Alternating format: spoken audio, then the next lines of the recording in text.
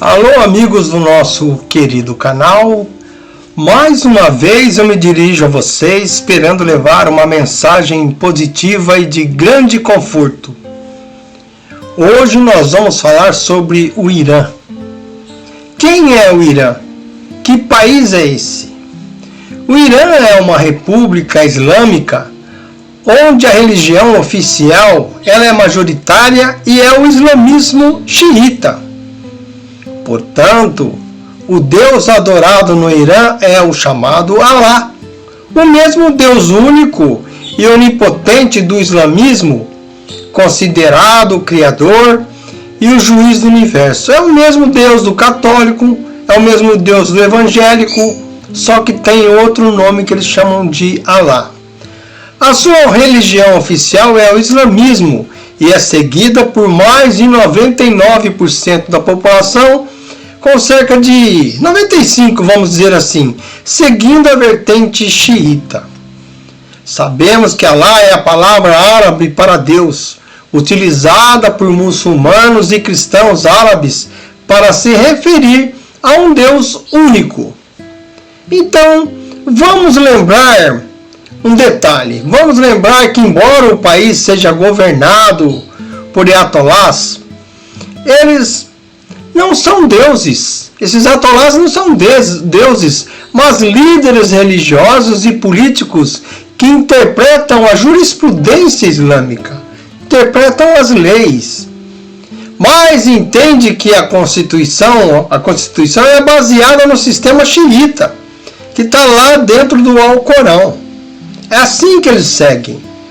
O país reconhece até outras religiões, incluindo o zoroastrismo, que é uma antiga religião da Pérsia, pouco cristianismo e pouco judaísmo. Mas vamos explorar um pouquinho mais sobre o Irã. Os iranianos na Bíblia são representados principalmente pelos persas, pelos medas e pelos elamitas, que são povos antigos que habitavam o Planalto iraniano.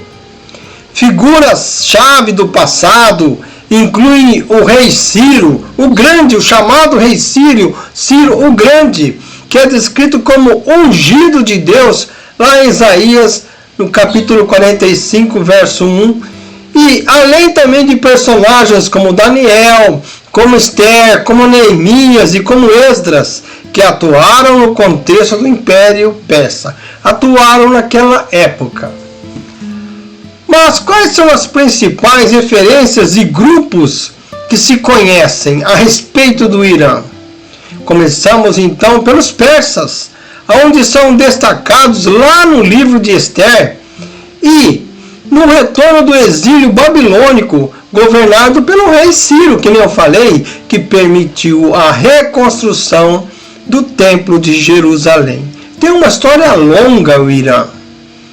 Tem também os medos, que frequentemente mencionamos junto aos persas e são originários lá do noroeste do Irã, é um outro povo.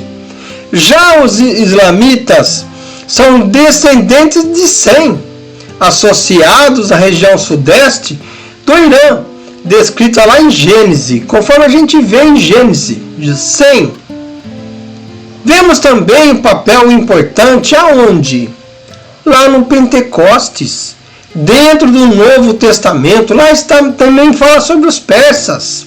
Em Atos 2:9, os partos, os medos e elamitas, todos que formam os grupos iranianos, estão presentes em Jerusalém, destacando a presença iraniana na igreja primitiva, lá atrás, que eu falei, Esdras, Daniel.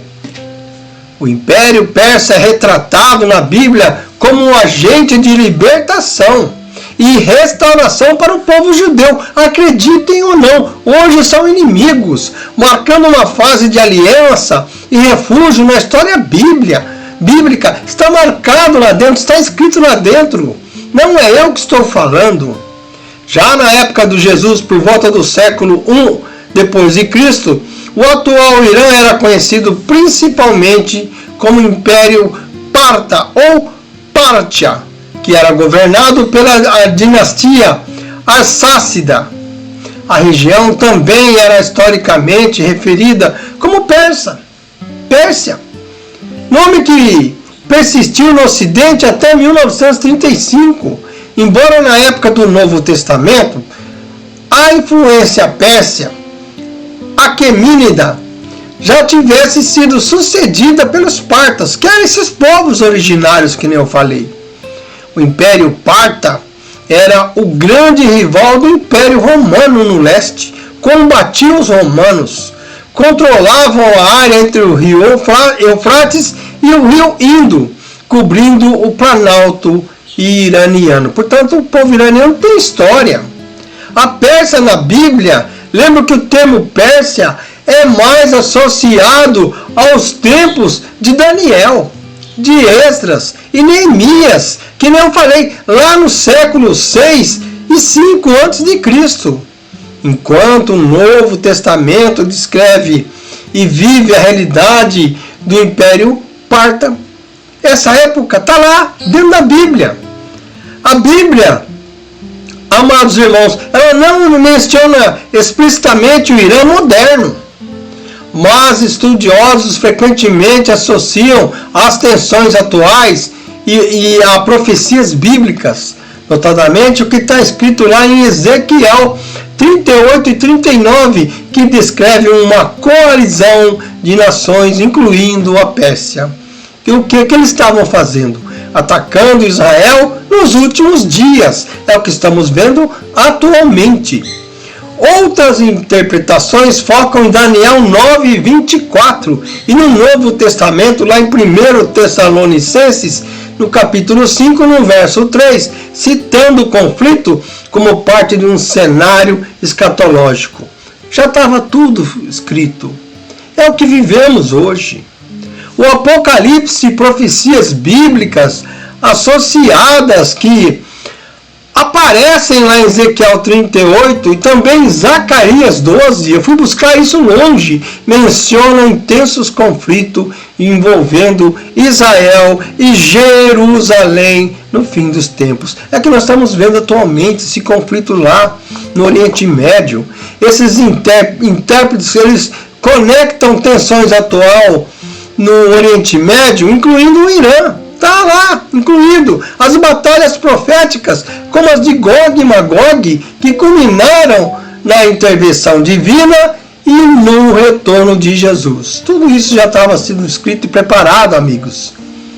Assim sendo, conforme uma cena futura chamado Armagedon, que está descrito lá em Apocalipse 16, onde nesse capítulo de Apocalipse descreve o quê?